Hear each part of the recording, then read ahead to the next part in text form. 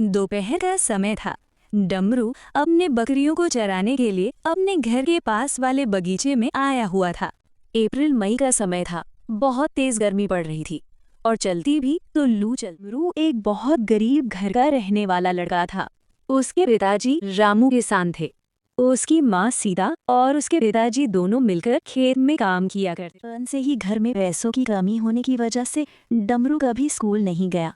लेकिन उसकी माँ सीता थोड़ी पढ़ी लिखी थी, इसलिए हर रोज शाम को वो डमरू को पढ़ना सिखाती थी। ही में डमरू को थोड़ी बहुत पढ़ाई का ज्ञान होता है। डमरू के पिताजी का नाम रामू था। रामू बहुत ही सीधा साधा और मेहनती इंसान था। वो कभी किसी के साथ गलत नहीं करता था। इसी कारण जतनपुर गांव में लोग उसकी बहुत इज्जत करते थे।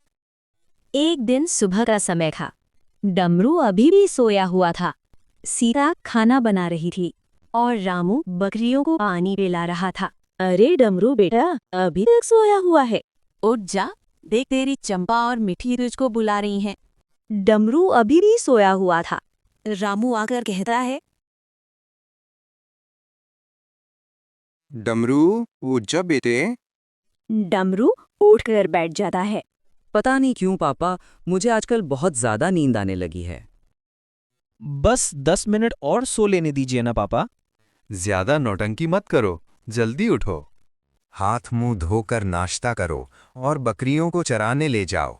थोड़ी देर बाद रामू और सीता खेत के लिए निकल जाते हैं और डमरू भी बकरियों को लेकर चराने चला जाता है।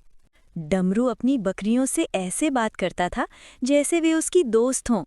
अरे चंपा, थोड़ा धीरे चला करो। इतनी भूख लगी है तो इसका मतलब ये नहीं कि मुझे गधा बना दो। जतनपुर गांव में कोई भी डमरू से नफरत नहीं करता था। वो सबकी इज्जत करता था, इसलिए सभी उसे बहुत प्यार करते थे। थक जाने पर डमरू एक बड़े पेड़ के नीचे बैठ जाता है और मन ही मन भगवान से बातें करने लगता है। हे बजरंगबली, क्या मेरी पूरी जिंदगी गरीबी में ही बीतेगी? कुछ ऐसा करना होगा जिससे मम्मी पापा को आराम मिले। शाम के समय बकरियां लौटाते वक्त उसकी मुलाकात बबलू चाचा से होती है। अरे डमरू बबूहा, कब तक ऐसे ही बकरी चराओगे? कुछ बढ़िया सीखो। चाचा जी, समझ नहीं आता कि करें तो क्या करें। कम पढ़ा लिखा होना कोई कमजोरी नहीं है बेटा, दिमाग लगाओ, हम तुम्हारी मदद करेंगे। अगले दिन डमरू सुबह जल्दी उठ जाता है।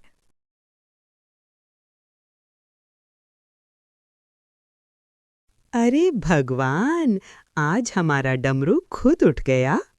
डमरू अपनी मम्मी के पास उत्साह से जाता है। मम्मी, क्या कम पढ़ लिख कर भी इंसान सफल बन सकता है? हाँ बेटा, बिल्कुल बन सकता है। डमरू नहा धोकर नाश्ता करता है और अपनी दोनों बकरियों को चराने निकल जाता है और वो रास्ते में सोचने लगता है। हे मेरे संकट मोचन प्रभु, आखिर में ऐसा मैं क्या करूं जिससे हम गरीबी से बाहर निकल सकें? जैसे ही डमरू अपनी बकरियों को चराने के लिए उसे पेड़ के नीचे पहुंचा तो वहां पर उसने देखा कोई और लड़की अपनी भेड़ों को चरा रही है।